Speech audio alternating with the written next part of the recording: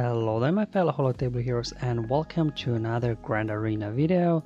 So in this one I'll be showing you battles here from the final round of week 1 in season 22 free Grand Arena. So I'm just now concluding my first week in division 1, and yeah, final round was definitely a little bit more challenging than the first two.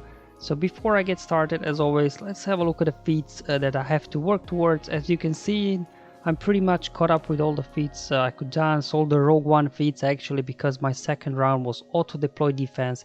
I was there able to afford a little bit to fool around and I was able to get the Rogue One feat done. So even though auto-deploy defenses aren't the most ideal scenario, at least you can cheese some of the feats there. So my opponent for today, IG11, and he's a part of the Bespin Pirates Guild. Let's have a look at the roster. So they've got 4 Galactic Legend and we're quite even on GP. So I do have a Galactic Legend advantage there because I do have 5. I have a Ray, whereas he does not, and he's got a 4-star Executor versus my 6 stars. So again, slight advantage there for me. So as you've seen, he cleared the board, quite efficient score. To be honest, first 2 rounds I wasn't able to post my score anywhere close to what he posted, so definitely the pressure will be on me to as well one shot, and not just one shot but be efficient at it, because 3315 is not a terrible score at all. I think that comes to an average of 54 banners.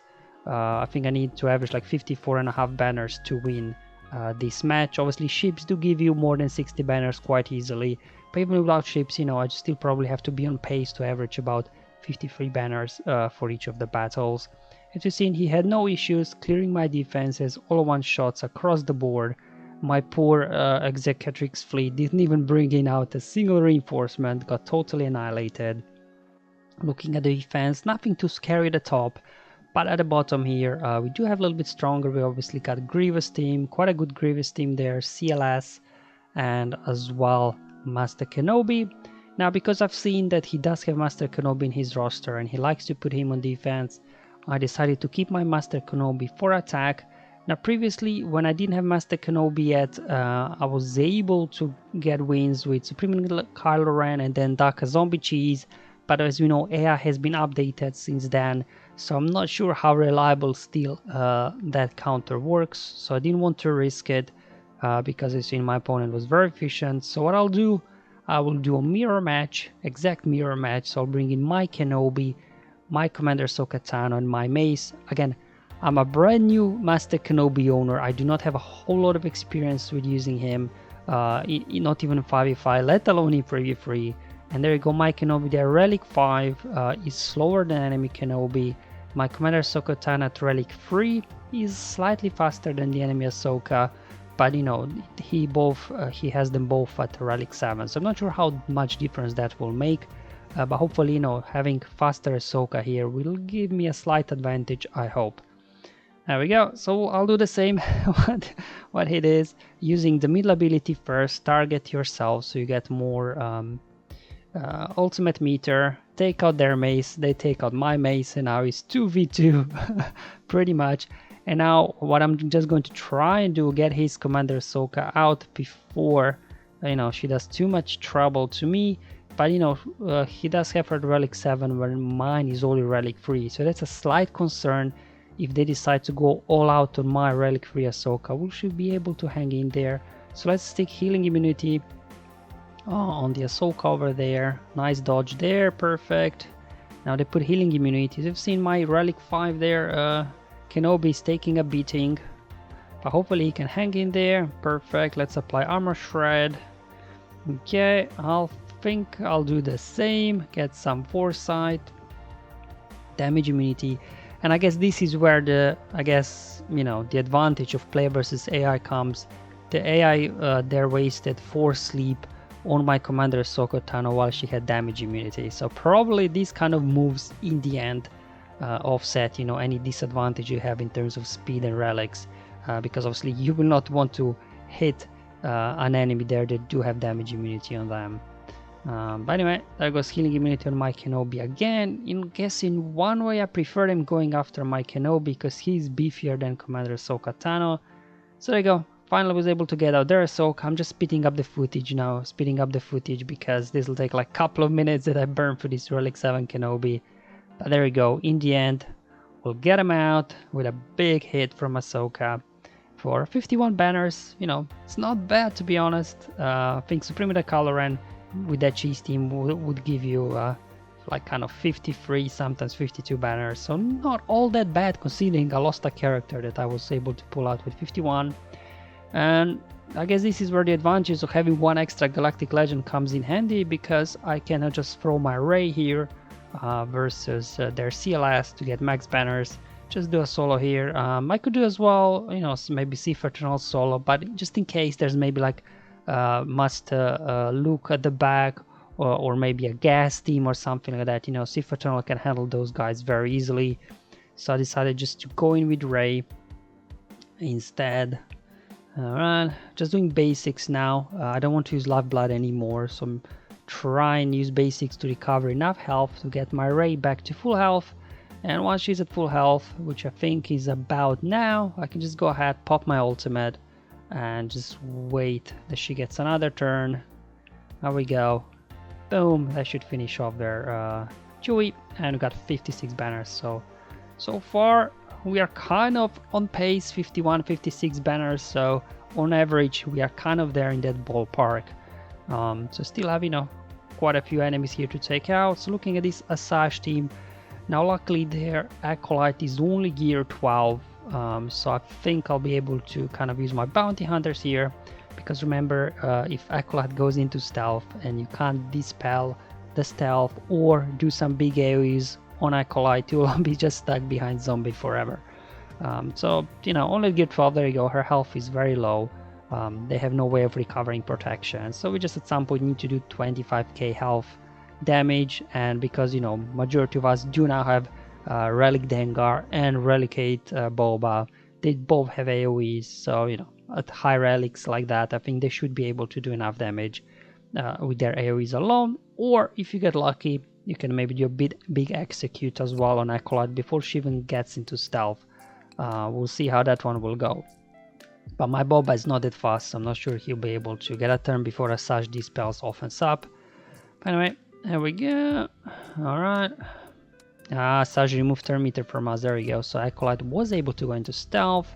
But like I said, you know, we do have some AoEs here, so hopefully we'll be able to get her out. Or maybe she will lose stealth and she won't be able to get back. Oh, wasn't big enough hit there to take Asajj out. Okay, alright, so Acolyte is out in the open. I'll just pop Asajj there first. So we exhausted the first revive from zombie here. So we got one more revive to go. Alright, okay, cool. So she didn't crit Acolyte, so no stealth for her. Got a zombie taunt again. Okay, perfect. Acolyte still not in stealth. There we go, get her out, perfect. Because yeah, if like, you know, your Boba is fast enough to go before Asajj removes your turn meter, then your Boba will have offense up, and you know, you could just out of the gate knock out Acolyte. But my Boba was just a bit too slow at 254, but still, you know, nice 54 banner rain there. Like I said, this team is not that difficult to take out, but you know, if you forget about Acolyte stuff, you could be in trouble. It has happened to me before once, so I'm talking from my own experience here. Alright, so we got Grievous here to take care of, but first, let's go after Beskar here, a Mandalorian. So not too much speed on him, relic free, not that crazy offense really.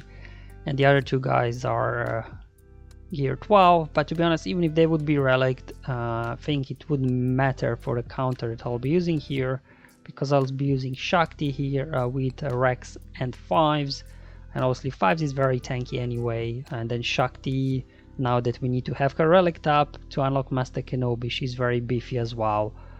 So, you know, even if Beskar, their Mandalorian, would be high relicked, he wouldn't have a chance to stack enough Whistling Birds to really one-shot one of our guys. Except maybe Rex is could be a little bit on the squishier side, I'm not sure, but remember, we are getting extra survivability there from Shaak Ti's leadership, so I think, you know, even Rex there should be able to handle that, no problems. And because we got lots of healing on the team here, you know, hopefully we can end up with full banners here. The whole strategy here is basically, you're just kind of waiting to get Rex's aerial advantage up and ready, and you can just go ahead and one-shot Beskar Mandalorian. In between, you're just trying to a little bit spread the damage, keep healing up with Shaak Ti whenever you can to make sure everybody's topped up.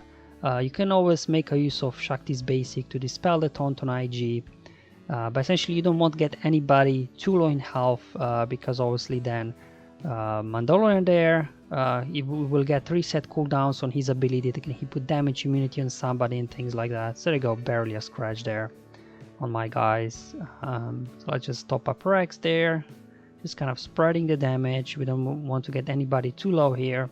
So there you go, as mentioned before, even if like IG or Quill would be relic, it wouldn't make any difference whatsoever because they're basically not doing anything here at all. Yeah, we can keep healing everybody up, and whenever we do attack out of turn, we're also recovering some health and protection. There you go, aerial advantage ready to go. I'll just speed up the footage now because again, just kind of putting hits into Quill until we get another early advantage, and there goes IG. So again, you know, even these guys would be relicked. I mean, this battle will be pretty much the same. Alright, so we only got Grievous here before the back wall is revealed to us. I was debating whether to use my Mothma here or not, but his Grievous got quite decent health on him, but it wasn't really Grievous that scared my Mothma away, it was this B1 right here. Because he's got a lot of speed on him, 291, so I'm just concerned that that might be a little bit too fast for my Mothma team with K2 and Cassian. He also got good offense on him, like on Relic 5B1. So instead, I decided to try out a similar team that Zareth has been showing lately with Thrawn and Gideon.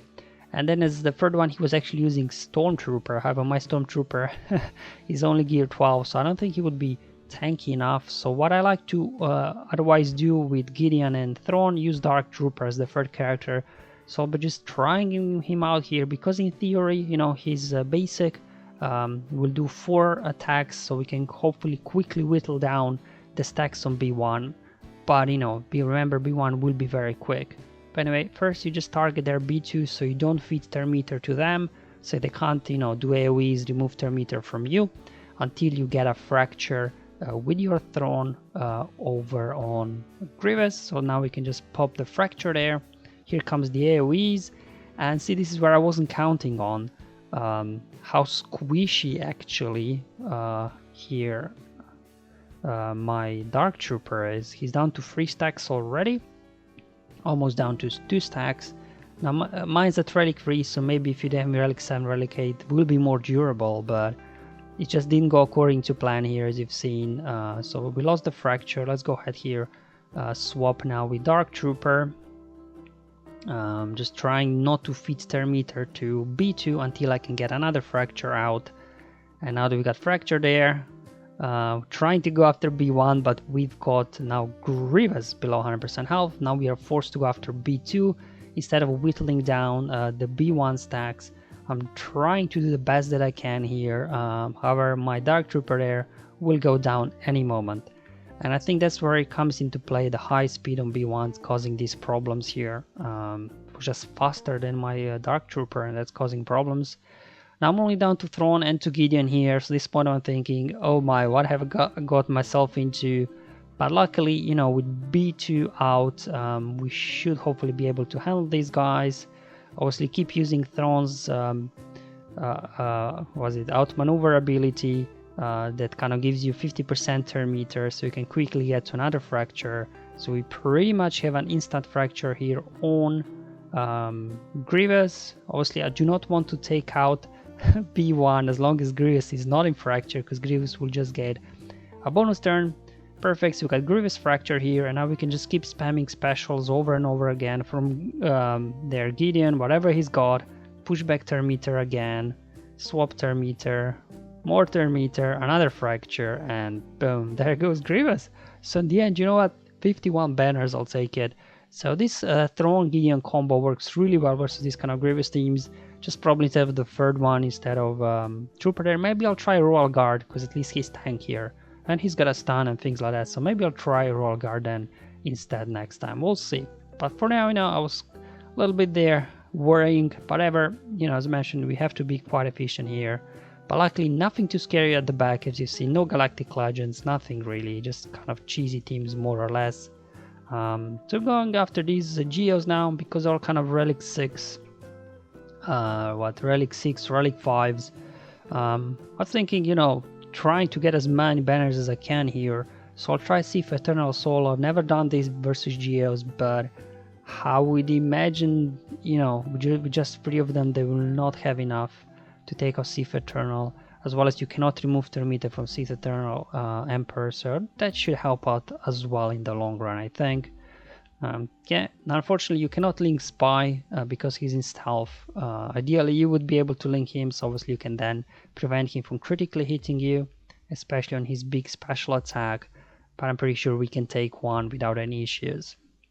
So obviously you have to there link Brute because he's a pre-taunting tank, and then we just link Brute Alpha. So once we, you know, get the ultimate, we can just get rid of these 2 guys and not worry about then anymore all these assists and stuff. They get a few attacks on you, you know, just gonna hang in there. But look at this, because all these attacks and assists, how quickly the ultimate charge here was active already in Sith Eternal. Here I decided to do a heal before I go into ultimate because they did make good progress on my protection already. Okay, now it's time to go into ultimate. Just wait for a turn to come here. Alright, let's unload the ultimate. Alright, just Sunfac left, so just like a couple of basics here. And he should go down in a moment, I hope. So there we go, at Relic 5, Sunfac is quite tanky actually. But anyway, got him down. 55 banners versus Geos, I think I'll take that. So far so good, we are kind of on track with banners. So let's just keep the pace going. Obviously that Nute Django team could be tricky. I got a Relic 7 Django, those ones are always scary. Just checking the speeds on these guys. So Nute there, 260. Let's have a look at Django. What's he rocking? Oh, he's got some 6 dot mods on him as well. 269, very high offense. Oof. Okay, I mean Soldier, Relic 3. Okay, but still quite decent speed actually, 265. Because remember, Soldier's got this ability where he can call an assist as well. So, you know, if Django is called to an assist, we could be in trouble. So I'm bringing in Jedi Knight Luke here. Normally I would use here Shaak Ti and another Jedi, so I can then use Bastila with Hermit Yoda as a separate team. But because I use Shaak Ti with clones, I just decided kind of to plug in Hermit Yoda and Bastila here with Luke, and hopefully we can stun, ability block Django, and just keep them under control here. Now, as the heroes arise, I just wanted to target Soldier. I did not want to attack Nute and give him an insta turn before I get a stun. Okay, perfect. That's okay, we got Nute number 1, that's okay, that's exactly what I wanted. So I have some time to recover health and protection. See if we can get a here stun on Django, perfect. Master's training over on Luke. Alright, okay, perfect, let's get him out. Call Yoda for assist to get some healing going. Basic here, ability block. Okay, here we go. Perfect, let's see if we can top up Luke as well here. Come on, get him out. Ah, don't you dare snipe a banner. Oof, luckily we had a 4 set there still from Hermit Yoda. There you go. Perfect. 54 banners. Alright. So I was happy. I kind of overkilled that one because again, I have to be on pace, so 54 banners here. You never know what's waiting for us in the ship zone. Kylo here. Let's have a look at these guys. Okay, not too fast, but to be honest, it doesn't really matter. I'll be using my Ray Jedi training versus these guys. And you know, it's just a question of how many banners we can pull out here. But luckily these guys are not too quick. Let's look at first order. Executioner 215. Okay, that's all right. Okay, so I'll be bringing in Ray BB-8 and Ray Scavenger as well there, because my R2 is on defense. And to be honest, I don't really find R2 particularly helpful with this in 3v3 because, you know, his area doesn't have so many targets to exposes to fit her meter and things like that. I much prefer Ray Scavenger here because I do have Zeta on her. So whenever, you know, she's a special attack, if she doesn't have debuff, she will be dazing these guys. And you know, first order is all about getting bonus turn meters. If you can land daze on them, That's huge. And she also has a chance as well to gain foresight herself. So having foresight on all three of these will help, you know, evade those banner sniping AoEs from OG Kylo. So there's the whole idea here. So there you go, everybody dodged except their BB-8 got hit. Alright, just going after OG Kylo here, because you know he's the real main banner sniper here. We'll probably have to get healing immunity on him, so he stops recovering health and protection. We got ability block on him. There we go. Come on, perfect. Nice dodge there because of foresight. That should get him out. Okay. Now here I actually made a mistake. I applied healing immunity on enemy Kylo Ren, which then prevented him from healing up, and I wasn't able to stall the battle long enough to get another illuminated Destiny and top up my BB-8 to full health and protection. So I kind of lost a banner there because of a misplay, but hopefully this won't cost me in the end. So I got 53 instead of 54 banners. I got here Dooku. We got there Magna Guard as well, Droideka. Again, this team is kind of designed to snipe banners away, I guess. You know, Dooku counter-attacking, his special attack can actually do damage to enemies. So even if you got a taunting tank, they can do damage. Magna Guard's got as well an AoE there. And then, you know, Droideka himself, he can put some big hits on somebody. So what I'll be doing here, I'll just bring him a Master Look. He'll have a permanent taunt on him, so, you know, Droideka can't do much here. Hopefully he can get some ability blocks out. And then I'm just kind of bringing in here, again, Old Ban for more ability blocks, Terminator removal. And then funny Isla there, you know, she has a chance to stun somebody, so maybe we can stun lock these guys. We'll see how this battle will go, because, you know, I've seen my Isla Secura doesn't have exactly amazing mods on her in terms of speed, but I do have some critical chance and potency on her, which will hopefully help her land critical hit, and then on critical hits she can stun. That's why I also want potency on her.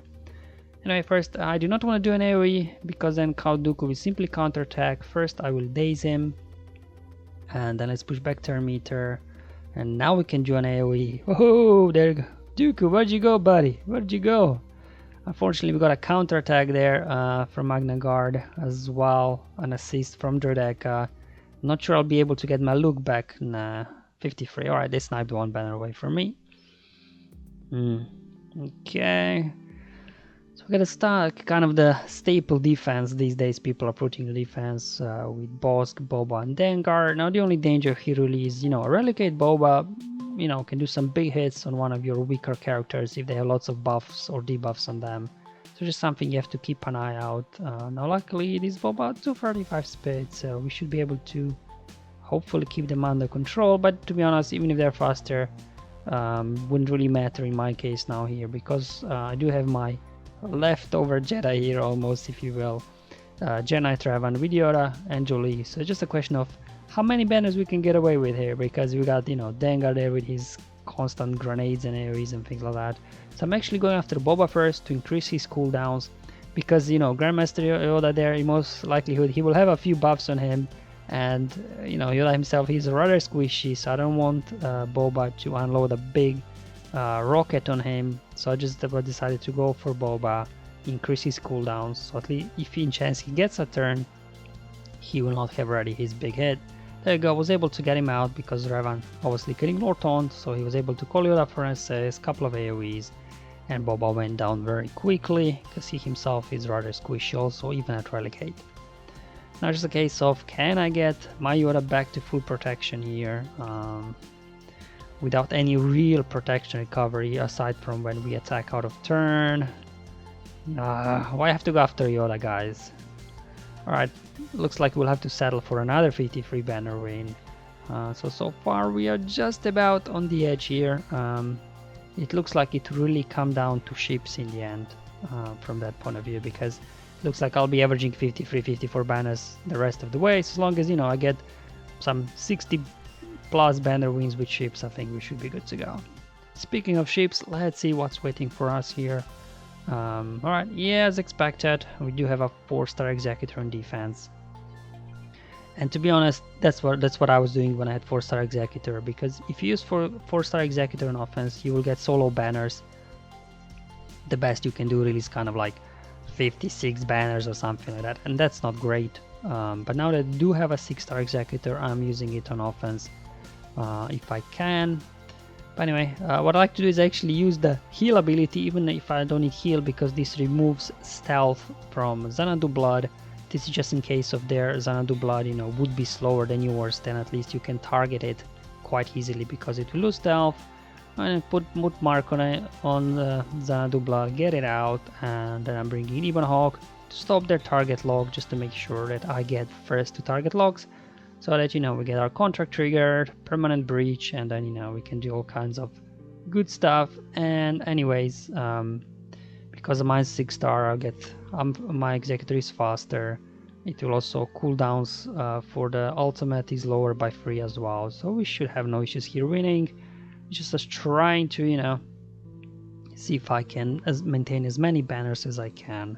I think the best wins I usually get with my 6-star Executor is 62, so that's what I'm shooting for here.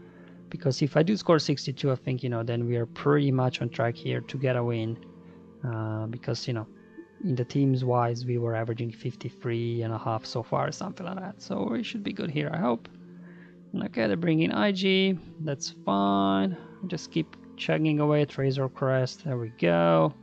Time to fire up the Death Star, blow up their Executor, unload Seismic Charge, get some buff immunity going while they cleanse it off.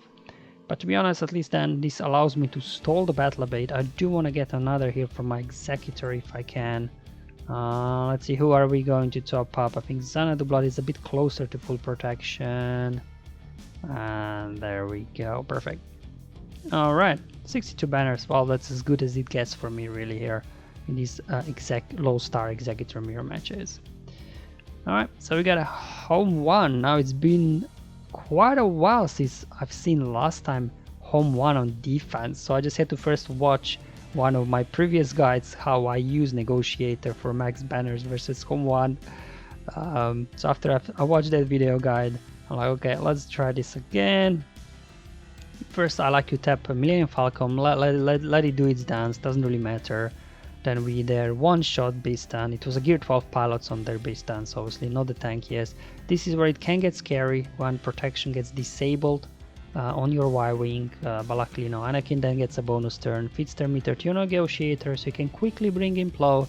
But as you've seen, Rebels are putting quite a big fight here. They're getting good RNG here with assists, so they keep healing up. There we go, putting even more hits here on my guys. But you know, I think we should be able to hold them off. I'm bringing Consular as my second reinforcement because Consular, like Flow there, can recover some protection from you. I'm like, oh man, this Y-Wing just keeps assisting. Oh boy. Alright. Here comes the AoE, barely hanging in there. I'm going to do another AoE. Finally got their Y-Wing out. Do a big hit here. There we go. Let's see if we can recover some protection. There we go. And that's why you want to bring Consular for more protection recovery on his second special ability. Unload the ultimate. And what we got? 67 banners, so pretty close there. I think only Anakin there was not at full health, so almost max banners. So at this point, I think I just had to average about 51 banners after, you know, doing a good ship battles there. But you know, we still got a small Mothma team that can be annoying. I'll bring in Traya. I know it's not max banners, but it's definitely, you know, quite reliable for me. So here actually I'm just going to start off with a basic. I do not want to use an AoE because if we critically hit Biggs, we'll feed their meter to him and then he'll keep attacking and things like that. So just the basic on Wedge first until Traya got isolate on their Biggs, and now we can just pretty much ignore Biggs, start working on Wedge there. Okay, they're getting some assists, that's fine. Okay, alright, Hell by Hatred up already, perfect. Let's tap over Rebel Trooper with a special attack here, because when you do attack enemies with pain on them with a special attack, Sign actually recovers some protection. So that's like the best case scenario here is 52 banners if you manage with Sign that he keeps recovering protection anytime he can. Let's do cooldown increase here. I didn't want to take Wedge out just to have an extra target for the cooldown increase there, and Mon Mothma would have revived him probably anyways, but because we increased her cooldown she couldn't. However, she did revive him now, doesn't really matter, so I'm just going to pop Biggs there. and then increase cooldowns, but then reduce cooldowns on science, so he can go another Hell by Hatred, and hopefully this will be enough to recover protection. Yeah, perfect. 52 banners. You know what? With Traya, that's the best that you can hope for really in this situation.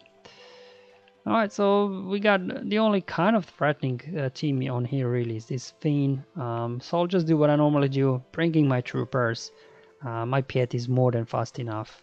He's like a 326, he gets plus 20 speed, so very few people will have Hero Fiend faster than 346. You would have to have some pretty insane mods on your Fiend that he would be that fast. Okay, there we go, got him out. I just hope Fiend doesn't take a turn and try to snipe a banner. Nope. There we go, 54, perfect. Moving on to the...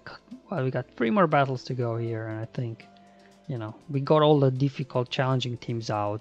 So I think we should be good now with the win here.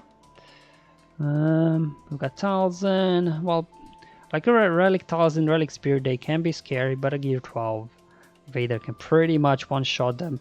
The reason why I'm bringing in a Watt here is because Weapon Tech will prevent revive, so I don't have to worry about Daka reviving anybody really. And then I'm just going to put here Med Pack on my Palps, just to make sure that he stays at full protection. There we go, Force Crush, we go into Merciless now. I'm just going to do here, yeah, just throw their Saber, there we go. Talzin is not coming back, neither is Spirit. And I'm just trying to get that out before she causes too much trouble. But because of the tag there, we should be good to go here. Do you know what? Let's just trigger those dots. And there goes Daka for 54 banners. Alright, moving on. We've got Phasma. No Zeta on Phasma, so we can't critically hit them when even when they do have advantage. I'm bringing just one Mothma here. To be honest, even Zeta and Phasma wouldn't matter for one Mothma because the trooper you summon dispels buffs anyways. So it's pretty much very standard team here. I'm just going to do this, then hit autoplay and, you know, wait for AI to do this. You know, it doesn't really require any attention here whatsoever because even when they do their AoEs and things like that, I will be able to recover quickly health and protection because, you know, one Mothma keeps healing everybody up. Yeah, let's say they go after the pilo there. Okay, I actually brought in here a Kara instead of K2 so she can remove center meter as well. I don't think K2 would be really all that helpful in this particular matchup. Okay, there we go. It's probably the fastest Mon Mothma battle I have ever done. Usually they take like 2-3 minutes at least. Alright, so we only got Carth to go now. And even Gear 12. They do have all Zetas though.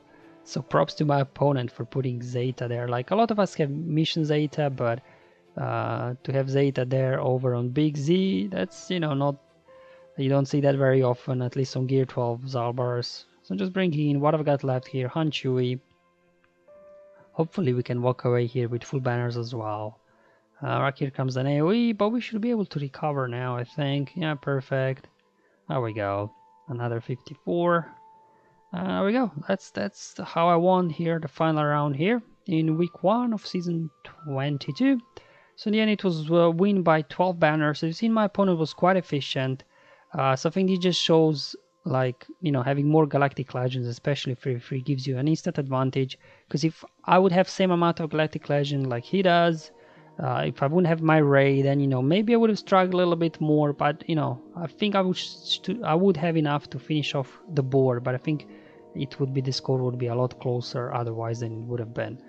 Alright guys, hope you found this video useful and helpful, showing you all my battles here from the final round. I'll see you in the next week's video, but until then, have fun, enjoy life, and may the RNG be with you, my friends.